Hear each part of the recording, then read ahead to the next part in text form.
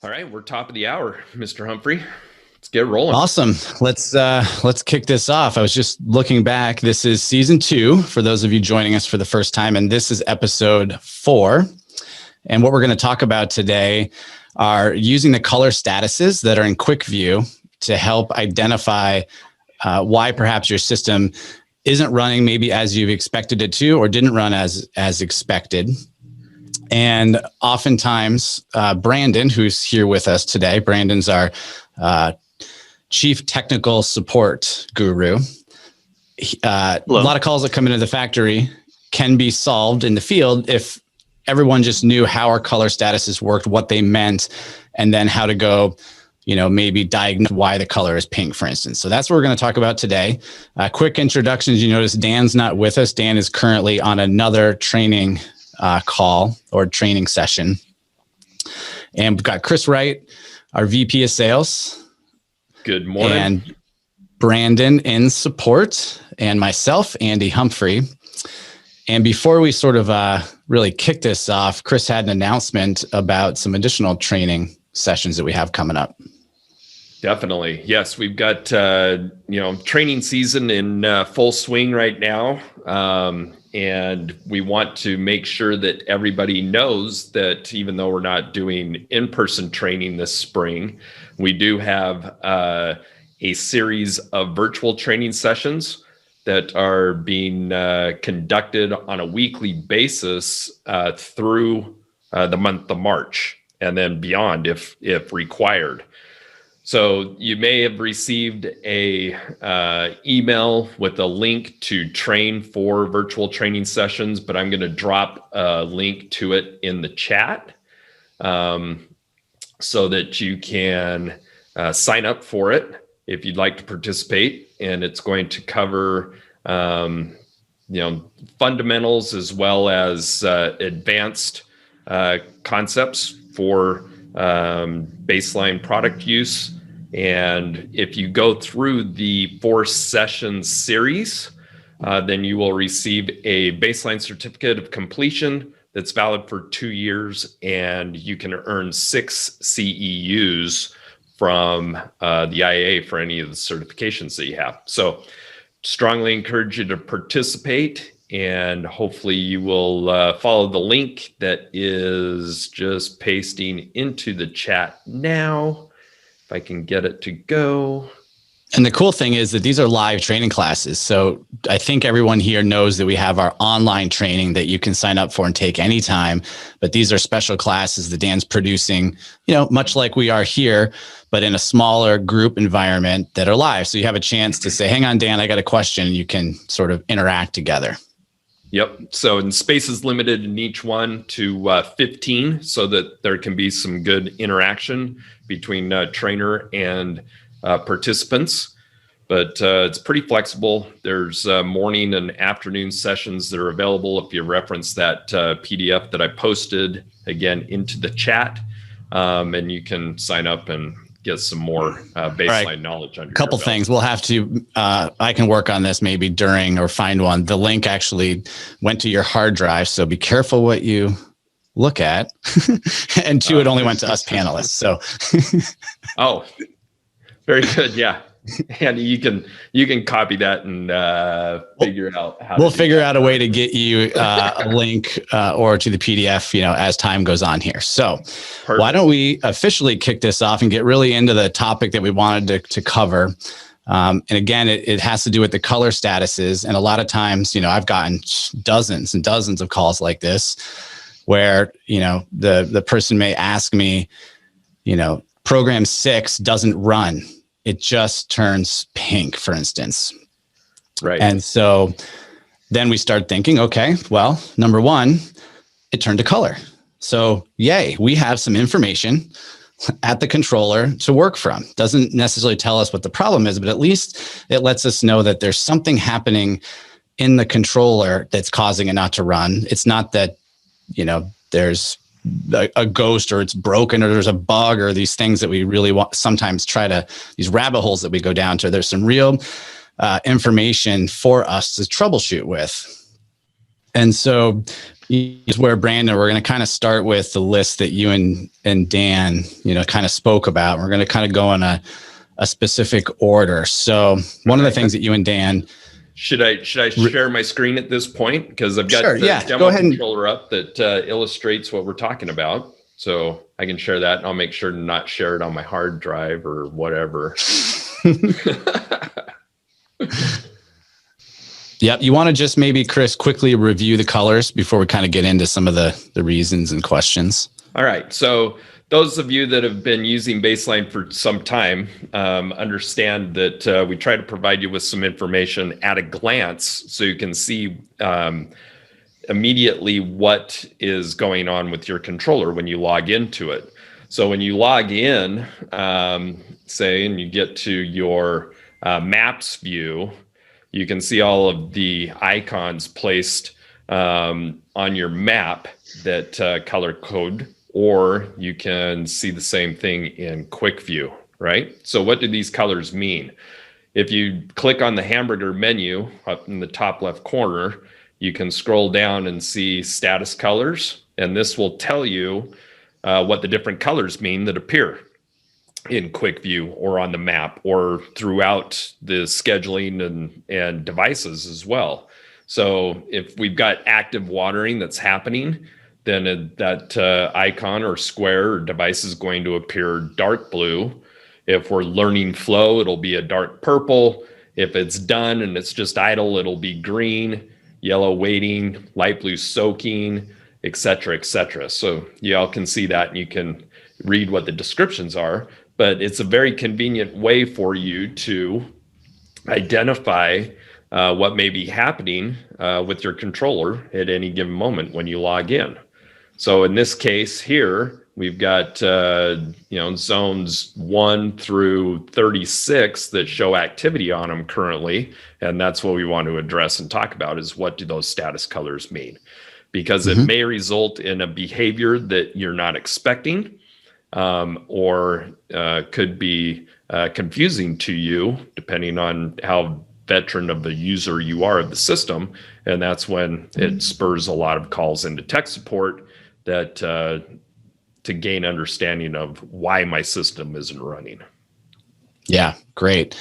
And again, those color statuses are under the top, what's called hamburg menu down at the bottom. And then it's also printed on the door of the controller. So these same color statuses are displayed on the screen. And if you're on site, you can look at the door of the controller to see the same key. Cool. Okay. So Brandon, do you have anything to add on those color statuses before we jump into the question? First one? Cool. No, pretty straightforward. And yeah, it's great to know where those are at. There also should be inside the controller as well, over the locking panel. If you happen to be at the controller, it should have that same legend. Yep. Nice. So again, in BaseManager, go to the top left corner. This is a hamburger menu. Hamburger, not Hamburg, hamburger. Click on that. It opens up and you can scroll down and you can see status colors. Okay. All right. So great. Most alarming to me is, what does red mean? That my cue. All right. So go ahead. Let's roll. The red is going to be just high priority alarms. So any high priority alarms are going to show up as red. They include two-wire communication failure messages like are showing on the screen right now. Other things that could prevent watering, such as unscheduled flow shutdowns, high flow shutdowns, mainline variance alarms. Any of the high alerts are going to show up as red on the baseline controllers or in BaseManager. Great. So let's talk about the two most common reasons, Ed. And this is, again, you and Dan sort of reviewed this ahead of time. And, what you guys talked about was wire path issues. So let's talk about wire issues and that color red. So the wire issues, you're going to see red with two-wire communication failures.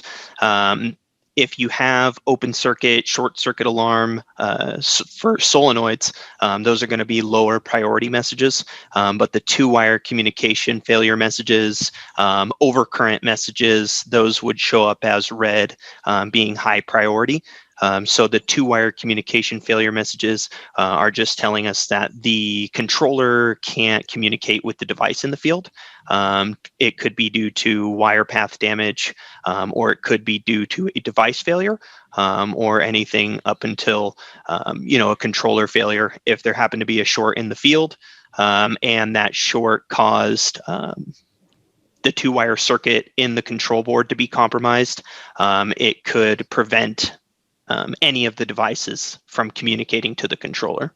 Exactly. Okay. Yep. So let's break this down. That there's really two things. You have a two-wire path problem, right? The wire is disconnected. There's a two-wire path issue, and then there's a solenoid side issue. Both display red, but they're different messages. And again, today is not about digging into every single message on the controller, but it is important to know, number one, if it's red, it could likely be most commonly a wiring problem. And if it's a wiring problem, it's something with your two-wire or something with the solenoid. And then we go to the message. So Chris, you have a red message there.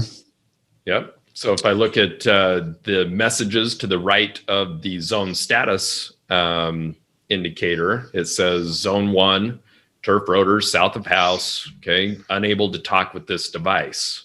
So I could then, at this point, click on that zone and do a test and see what that test brings back. So it's saying device no response. So if that's the case, then it's a good indicator that there is a failure in the connection of the two-wire itself and the decoder that's connected to that zone. Yep. Right. Very good. Our decoder failure rate is incredibly low. So the most probable cause when we do see these alarms is a wire path issue. So really just the go-to first step, just redo connections, where it's spliced into the main two-wire path. And then the second step, if that doesn't resolve the issue, is just bringing the bicoder directly to the controller. And one thing that we see commonly in support is people performing that second step and still getting a communication failure alarm when there is indeed an issue on their wire path. And what they did is they left the rest of their wire path connected. And to truly isolate the wire path, we need to remove it entirely from our test. So only the device that we're testing is hooked up to the controller. And that's going to give us a true determination if the bicoder or the field device has really failed. Mm-hmm. Awesome. Good. Yep. Right. One key thing looking at this that I always sort of look for first are any patterns. So because we only see one red box, chances are the failure is at that location, but it's not 50 feet up on the two-wire. Well, it could be 50 feet up. It's probably not 500 feet up. Otherwise, we'd see, 6, 7, 8, 9, 10, 12 red boxes, because if a two-wire were cut, you'd see everything downstream of that turn red. So when it's just one box, likely is that specific device. Yep. All right. Cool. So continuing on, where we're still talking about wire issue of solenoid issues. So the bicoders and the powered bicoder boards for conventional systems, all of the amperage draw from a solenoid is being monitored by the system all the time. And so an open circuit alarm is actually going to trigger at a threshold of 49 milliamps, and a short circuit, if I remember correctly, I had it pulled up here, is going to trigger at 585 milliamps. Yes, that is the threshold. So that's constantly being monitored by the decoders or the powered bicoder boards, just to make sure that the user knows if there's a problem with the solenoids. Okay, and if it wasn't open, it just reads nothing, just open. Don't have a complete circuit, right? Right. Yeah. Sometimes we see that open circuit come up when that lower threshold has been met or exceeded. But I would say the vast majority of the time when we see the open circuit, it's just a complete 0.00 milliamps. Mm-hmm. Okay. Good. Yeah, and I think kind of the cool thing that is that if you think back to this message that Chris just read to us when he did test device, it said device no response. So if we get device no response, we can't test the solenoid because we can't even talk to the decoder. So it's kind of like we're putting out this signal. We're trying to contact the decoder. If we can, then we can also read the solenoids. And so those two messages report differently and send you down a completely different troubleshooting path. So it's important that if you have a solenoid issue, like what you just mentioned, short or open, that you don't disconnect and start troubleshooting your 2-wire path on that side of the decoder, and vice versa. Right. Yep. So as you can see, I demonstrated on a zone that was running. I did a test, and it gave me the solenoid voltage and the current and the 2-wire drop to that device as well. So you can see what it's like when it's operating normally. Yep. Okay. And we get a lot of calls. It seems like it seems to us, because we know these messages and what they mean and how clear, but we get a lot of calls, just like what Chris demonstrated. This says device no response. How do I fix this baseline? And again, today we're trying to provide you with some of this information to help you learn how to troubleshoot on your own, and then to take this information that you're learning and maybe help more people, learn how to troubleshoot systems. And then that way we can have Brandon internally focused on true troubleshooting, if you will, versus just sort of how to help. Yeah, helps us to flatten that support curve, right? Yep. Yeah. All right. Yeah. So if we get a red indication, that means that the zone likely is not going to operate, correct? So that needs to be addressed. So what about messages or color codes that we get where the system isn't operating, but it doesn't mean that there's a problem? So let's look at this moment at pink. What does pink mean? The pink status is telling us that a zone or a program is in a pause state. So we can see paused for a couple different reasons. We can see paused for a priority. We can see paused due to like a manual run operation. So a manual run zone operation is a higher priority operation than scheduled programs. So those will, manually running a zone will pause scheduled irrigation. But yeah, there are a couple different things that can cause a pause. I'd say most often we see program priorities come into support. And then the big one that we haven't mentioned yet, the water window. The water window. Yeah. So, exactly. Yep, the water window too. That one comes up a lot also because perhaps the user wants to run it manually also, and there's a water window, block out, and it just keeps going to pink. And they're like, hands up in the air. I can't make this work. It keeps going pink. Exactly. Yeah. Yep. So with this particular controller, I've gone in and closed the water window at 11 o'clock Mountain Time. So right as we started this episode, it went into a pause state, and you can see that there's a message associated with it. And these zones that were running are now paused because the water window's closed. So if I actually go into schedules and I go in and edit this particular program and reopen that window, then and change that condition, the irrigation will continue as originally programmed. Yep. And it's important to know that when you're manually running programs, the controller doesn't disregard those conditions. The program still has to abide by all of those conditions. So if there are any pause conditions met, such as you have like an event bycoder hooked up to a rain sensor, and that's creating a pause condition, manually running the program will still result in it being paused. The manual run zone doesn't do that. How about manually running a zone? Yeah. The manual run zone does not have to abide by any of those conditions. Right, because those conditions were program specific. So whether the program is running in its automated fashion or whether the user starts the program, it's still a program condition. Right. Okay, so you can see I went into the programming and changed it, reopened the water window, and you can see you can come back to quick view and it's still pink. That's because it will reopen at the top of the minute in the controller. And voila, there it is.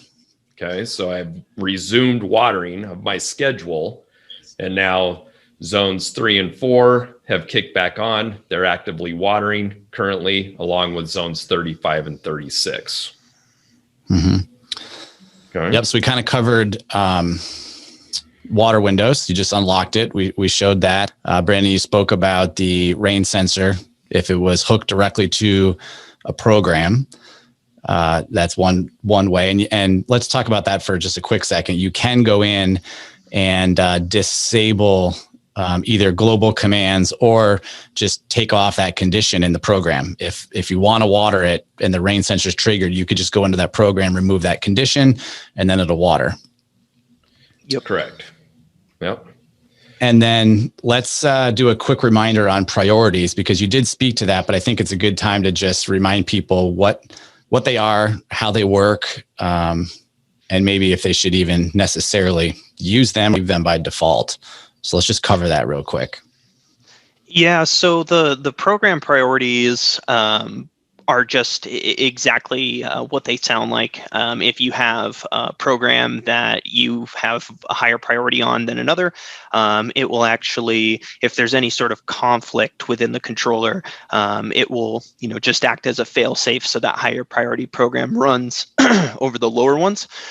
So we see it more often used when there's irrigation and start conditions for irrigation that's not necessarily on a schedule, because if it's routine irrigation, just scheduled irrigation, oftentimes the user can just, ensure that other programs aren't conflicting with that high priority program, or they may have it that way and they just may want an extra fail-safe in case there are any unforeseen circumstances that would change their watering schedule. So if you have like a rain sensor that gets wet and it pauses your irrigation for 3-4 hours, and it pushes everything back, and that causes a conflict, and you want that priority to be your fail-safe so that high priority program runs. If you have like a sports field or something like that, it's going to do that. Or if you have different conditions, like it just starts off of moisture, so you don't know exactly when it's going to run. You may have an idea just viewing the moisture reports of, when it typically goes below that moisture threshold, but there's no way to know 100%.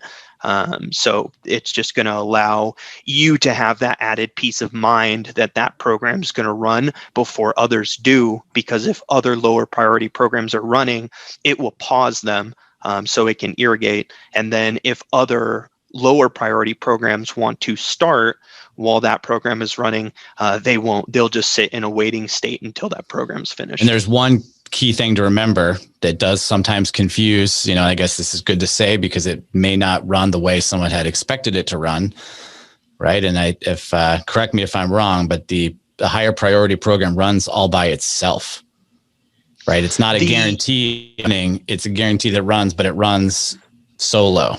Is that right? That is the case, if I remember correctly, but just for priority number 1. Below priority 1, of 2 through 99 should run with other programs of the same priority number, but 1, I believe, is the exception to that. Priority programs will not run with That's the best news I've heard this year. I just learned something new, and that's fantastic. Yeah. Yeah, that's why do we keep that all secret? Exactly. Oh, okay, very good. So program use priority 1, create that pink condition as carefully. Well. Yep. All right. So question came in, do we have the ability to stop all irrigation without going into the schedules to do that? We do. Yep. So you can, from quick view, you can stop the programs individually. You can always go to live view or physically at the controller and set it to off. But yeah, where Chris is at right now in the program tiles, there's a set to done option for the individual programs. So you can set those to done. Or alternatively, if you go to live view, you can set the controller to off. If you go to any other dial positions in live view and then exit live view, it will revert back to where the dial truly is, but off is the exception to that. So if you set it to off from live view and then exit BaseManager, go to a different menu, the controller will stay off until you change it, either at the controller or remotely.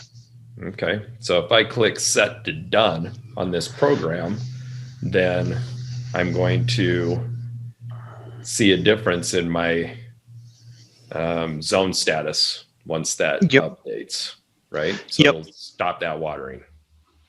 Exactly. All right. Okay, so then we had other colors that were operating that I just set to done we need to speak to. One of them is yellow. What does yellow mean? That's waiting. So anything that's in waiting is just in queue to irrigate. So when you start a program, the controller, based on the user set settings, will try to water as efficiently as it possibly can. So those zones that are in waiting are being limited to zone concurrency, managed by flow in your mainline settings, things like that are user set. But those are going to irrigate once other zones finish, or if they go into soaking. Other zones will come on as zones that we're running go into soaking or finish. All right, and then light blue. That's soaking. So we have run time, cycle and soak time, and then as the cycle time ends, it will go into soak. Other zones will kick on. And actually how the order of operations works is when, say zones 1 and 2 are running, they both go into soaking at the same time. So zones 3 and 4 come on. If the soak time of zones 1 and 2 is done, they will actually take precedent over the waiting zones. So it will actually go back to zones 1 and 2 because it cuts to the front of the queue, saying, hey, I'm ready for my next cycle time. And then the waiting zones would come after that. So if 1 and 2 were still soaking when 3 and 4 finished, it would move on and on through the rest of the program. But if you have any soaking zones that are done with their soak, they will actually turn back on before the waiting zones. Excellent. Yep. So the zones that start first will actually finish first. Yep. Right?